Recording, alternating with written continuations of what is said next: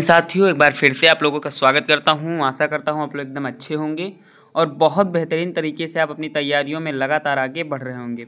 आज की video SSC MTS पर आधारित है। बहुत से लोगों का कमेंट आ रहा था कि कुछ बताइए सर, कुछ बताइए जो किस दिन जारी हो रहा है रिजल्ट, क्या हवलदार डीवी पीएसटी डेट आ गई है? क्योंकि दो तरह की इसमें वैकेंसीज होती हैं, एक मल्टीटास्किंग होती है, एक हवलदार होती है। देखो, दोनों की कट ऑफ अलग अलग जाएगी, तो क्या कट ऑफ होगी उसके बारे में भी चर्चा करेंगे। डीवी पीएसटी का डेट कब आ रहा है इसके बारे में भी आप लोगों को पुख्ता सबूत के साथ दिखाऊंगा।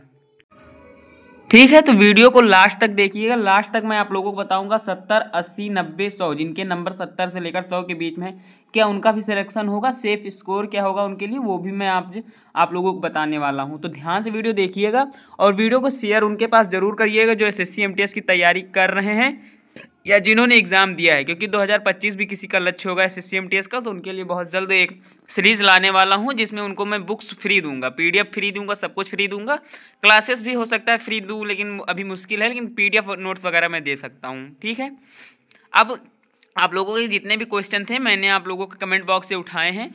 कमेंट बॉक्स से उठाने के बाद आप लोगों का सबसे ज़्यादा क्वेश्चन पूछा जा रहा था, रिपीटेड था, रिजल्ट कब तक आएगा, हवलदार का डीवी पीएसटी कब होगा, डॉक्यूमेंट वेरिफिकेशन और फिजिकल कब होगा, क्या होगा या नहीं होगा, ऐसे भी बहुत से क्वेश्चन थे। सेफ जोन क्या है, रेड जोन क्या है, ग्रीन जोन क्या है, येलो जोन क्या है, सेफ स्कोर क्या है।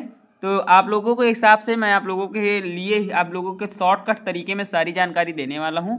तो सबसे पहले मैं आप लोगों के साथ ही चर्चा कर लेता हूं कि रिजल्ट कब तक आएगा। ठीक है, पिछले अगर मैं एसएससी एमटीएस का इतिहास देखूं तो रिजल्ट में उन्होंने लगभग 3 महीने लिए हैं। ठीक है, 3 माह ले लिए हैं। और इस साल भी आप लोगों का 29 नवंबर का 29 को मतलब कि आप लोगों का वो आया था, क्या कहते हैं, आंसर की आई थी 29 को। ठीक है, जब 29 को आंसर की आई नवंबर में, ठीक है, दिसंबर चल रहा है आप लोगों का, तो उस हिसाब से मैं कह सकता हूँ कि जितनी भी जल्दी होगी 20 से 25 तक हवलदार का रिजल्ट आएगा। क्योंकि सबसे पहले हवलदार का आता है, उसके बाद मल्टीटास्किंग का आता है। हवलदार का इसलिए आता है क्योंकि उनका डॉक्यूमेंट वेरिफिकेशन और फिजिकल भी कराना होता है। डॉक्यूमेंट वेरिफिकेशन तो सभी का होता है, लेकिन फिजिकल वाला जो पार्ट होता है वो सिर्फ हवलदार में होता है, थोड़ा अच्छे से होता है, हाइट वगैरह थोड़ा मेजरमेंट होती है। तो उसके लिए थोड़ा सा 15-20 दिन पहले हवलदार का रिजल्ट दे दिया जाता है। उसमें जो कैंडिडेट सिलेक्ट होते हैं उनको फिर मल्टीटास्किंग में नहीं रखा जाता है सिलेक्शन में। ठीक है, वहाँ पे वो कैंडिडेट सिलेक्ट हो जाते हैं तो उनका फिजिकल होता है। तो ये मान लो 20 से 25 के बीच में आपका हवलदार का रिजल्ट आएगा। उसके बाद आप लोगों का ठीक 15 दिन बाद, लगभग 1 से 2 फरवरी 1-2 फरवरी के बीच में मैं कह सकता हूँ आप लोगों का रिजल्ट आ रहा है एमटीएस का। ठीक है, फिजिकल डेट की अगर मैं बात करूँ तो 15 फरवरी तक हवलदार का फिजिकल होगा। 15 फरवरी तक हवलदार का फिजिकल होगा। और क्या कट ऑफ होगी, क्या सेफ जोन होगा, उसके ऊपर भी मैं आप लोगों को बता देता हूँ। सबसे पहले मैं आप लोगों को रेड जोन बताऊँगा।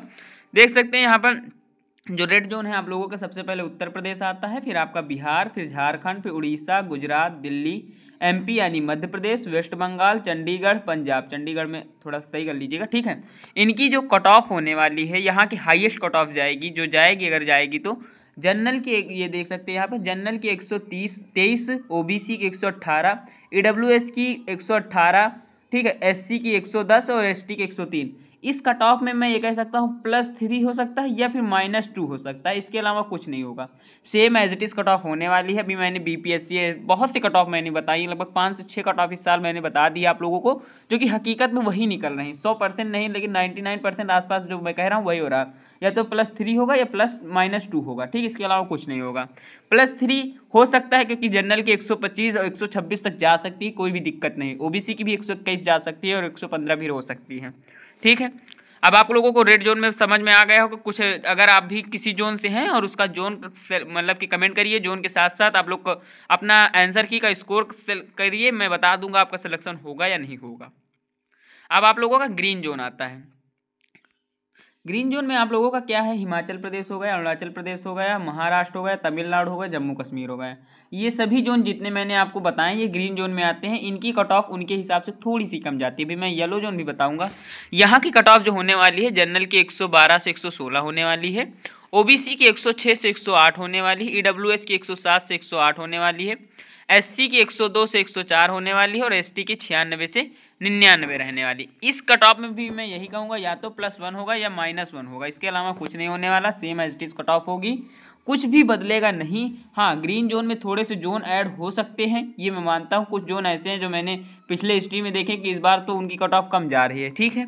तो ये चीज़ ग्रीन जोन। अब येलो जोन, लोवेस्ट जोन या येलो जोन, जो भी कहना आप लोग कह लीजिए, उसमें कोई दिक्कत नहीं है। दोनों जोन सेम नाम होता है, कोई लोवेस्ट कहता है, कोई येलो कहता है। तो आप लोगों का लोवेस्ट जोन केरल, असम, तेलंगाना, मिजोरम, गोवा, त्रिपुरा, नागालैंड और मणिपुर ये आता है। इनकी जो कट ऑफ है, जनरल की 107 तक जाएगी, ओबीसी की 105 तक, ईडब्ल्यूएस की 100 तक, एससी की 95 तक और एसटी की 89 तक, ठीक है।